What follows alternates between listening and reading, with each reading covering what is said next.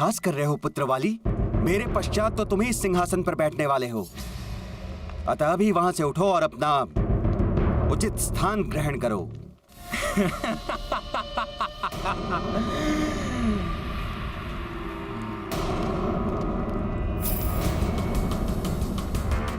पिताश्री, यही सर्वोत्तम स्थान है मुझ महानतम वाली के लिए। हाँ, आप अवश्य अपने लिए कोई उचित स्थान ढूंढकर ग्रहण कर लीजिए। वाली,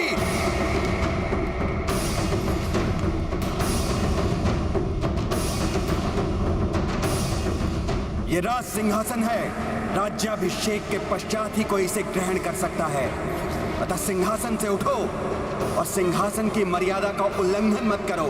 शक्ति और बाहुबल से भी राज सिंहासन प्राप्त किए जाते हैं पिताश्री। बस वाली, बहुत हो चुका तुम्हारा ये हट। कदाचित तुम नहीं जानते कि ये राजद्रोह है। अतः वहां से उठो, अन्यथा मुझे अपने राज्य अधिकार का पालन करते हुए तुम्हें दंडित करना होगा। पिताश्री, आंधियों के चलने से वृक्ष उखड़ जाते हैं, पर्वत नहीं हिलते। वाली पर्वत है, उसे हिलाने का प्रयास भी मत कीजिए, क्योंकि यहाँ किसी को भी ज्ञात नहीं है कि महानतम वाली, वरदान प्राप्त वाली क्या कर सकता है।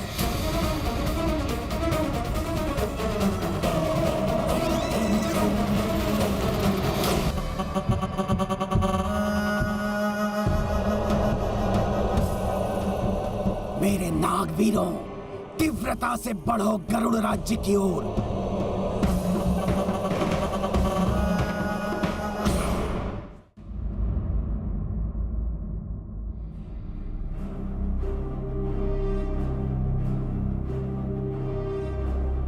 एक क्षण हनुमान।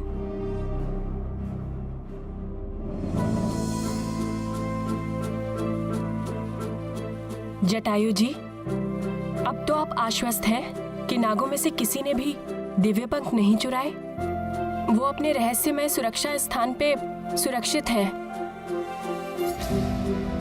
और वैसे भी कोई भी नाग इस स्थान के रहस्य से परिचित नहीं है। अब तो आप मेरे पिताश्री नागराज पंचफन को मुक्त कर दीजिए। तुम पुनः हमारे महाराज पर दोषारोपण कर रहे हो। इसके लिए तुम्हें मृत्यु दंड दिया जा सकता है।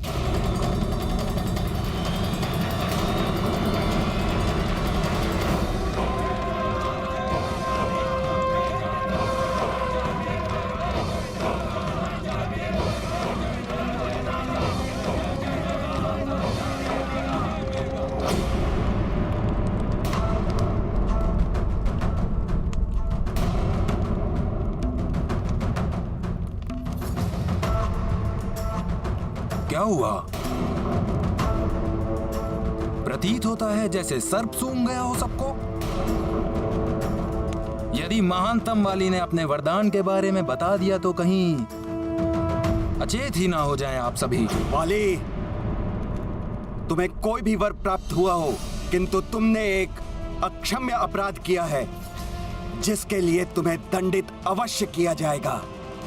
और वो दंड मैं स्वयं तुम्हें दूंगा।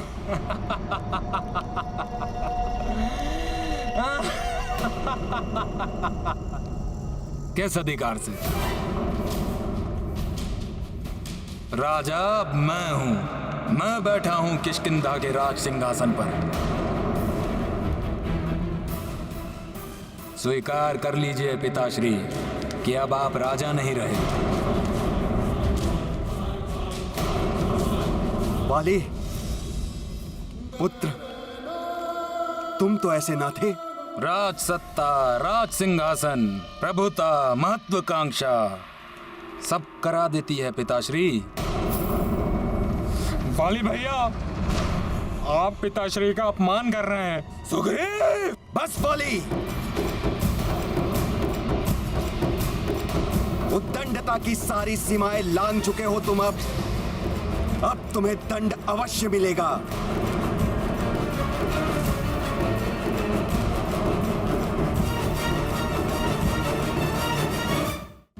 उद्दंडता की सारी सीमाएं लांघ चुके हो तुम। अब तुम्हें दंड अवश्य मिलेगा।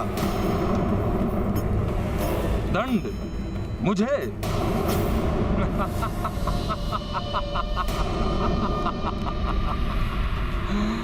सूर्य को दीपक से जलाने का प्रयास करोगे या लोह को लकड़ी से काटने का? पिताश्री, अब इस संसार में कोई भी शेष नहीं है जो मुझ महानतम वाली के समक्ष 2 पल भी टिक सके।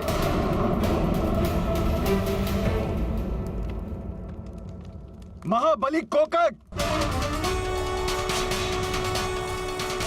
ऐसा मत कीजिए पिताश्री।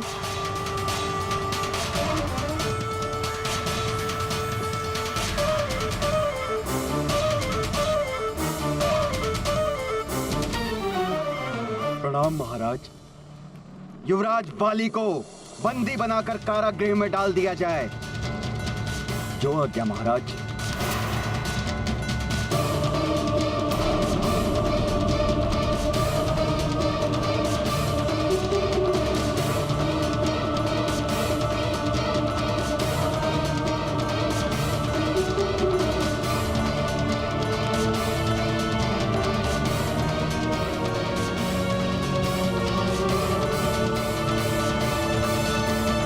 सेनापति जी, यदि आपने शीघ्र ही महाराज पंचफन को मुक्त नहीं किया तो सारे नाग आक्रमण कर देंगे।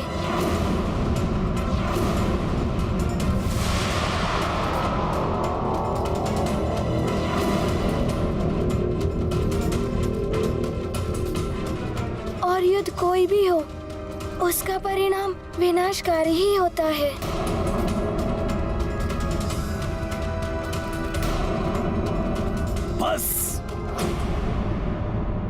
बस महाराज, ये नाग बालक बार बार आपके ऊपर दोषारोपण कर रहा है। अन्य कोई होता तो अब तक उसका अंत कर चुके होते।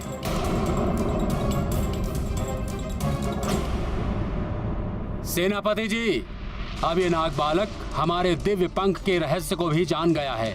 इस प्रकरण को हम गरुड़ सभा में ले जाएंगे। हाँ महाराज, वहाँ सभी गरुड़ निर्णय करेंगे कि इस नाग बालक को मुक्त करना उचित होगा या नहीं।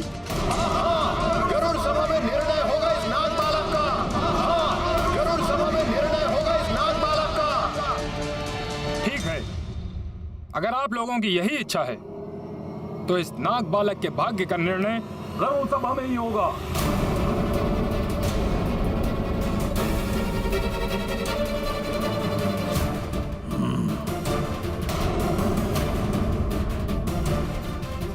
ना जाने अब मित्रभूषण के साथ क्या होने वाला है गरुड़ सभा में।